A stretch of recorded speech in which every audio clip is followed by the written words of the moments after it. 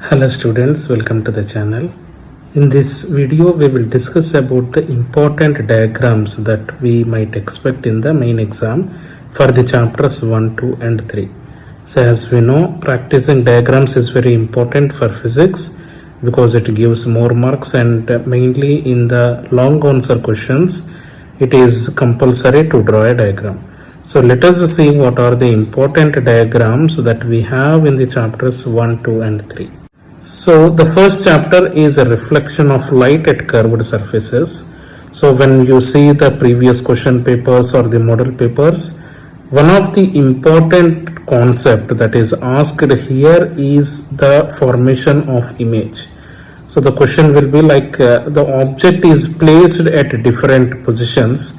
For example, as you can see here, the object is placed between the mirror and focus and at focal point, and between the focus and center of curvature, beyond center of curvature. These are the different positions where the object is placed.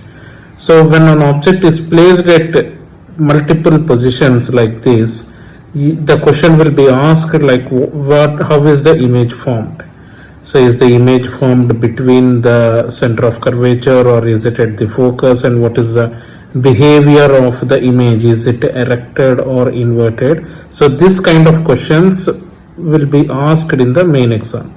So to answer this question, you have to draw the ray diagram. So the ray diagram is as shown here. So the ray diagram consists of the focal point, center of curvature, principal axis, and then how the rays are passed and the image is formed. Practice this diagram, which is very important from the first unit. So after this chapter, you should also practice the table which is shown here. So there is a table in the textbook at the end of the chapter where it gives a clear picture of what is the behavior of the image. So you need to practice the table at the end of the chapter, which gives the information about the behavior of the image.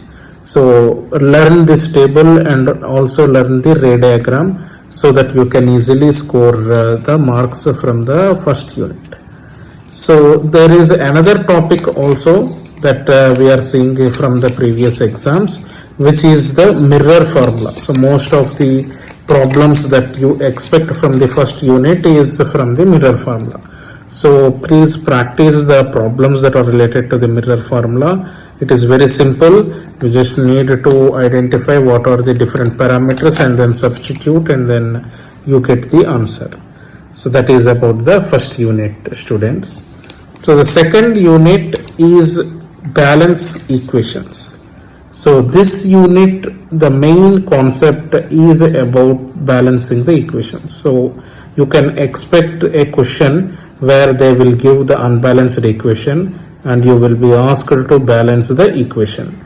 So for this, students always start the long answer with the law of conservation of mass. So the law of conservation of mass states that the mass of reactants is equal to the mass of products.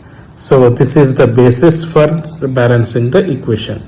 So please practice the balancing the equations and always go step by step process where you first take an element in the first step and then try to balance that, and then move on to the second element where you are balancing the second in the second step, and so on. You can continue balancing all the different elements in the equation.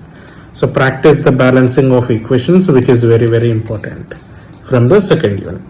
So we are not expecting any diagrams as such, but balancing of the chemical equations, there are few problems related to these chemical equations, and also the law of conservation of mass. These are the important topics in the second unit. So from the third unit, students, it is acids, bases and salts, which is very important chapter. So we can expect a long answer from this chapter. So the diagram that we need to prepare from this chapter is this, as shown here, which is very important. Most likely you will get this question where you need to draw the materials that are required for the reaction of acid with metals, the reaction of acid or base with carbonates and bicarbonates, and then with metal oxides. The question will be like, what is the materials required? The question will be like, what are the materials required to liberate a hydrogen gas, or what are the materials required to liberate a carbon dioxide gas? So for any question that is asked in the long answer, please practice this single diagram, and then you can change the parts, or you can change the reactants accordingly, whether it is HCl with zinc, that is giving the zinc chloride and H2, or it could be metal carbonate Na2CO3.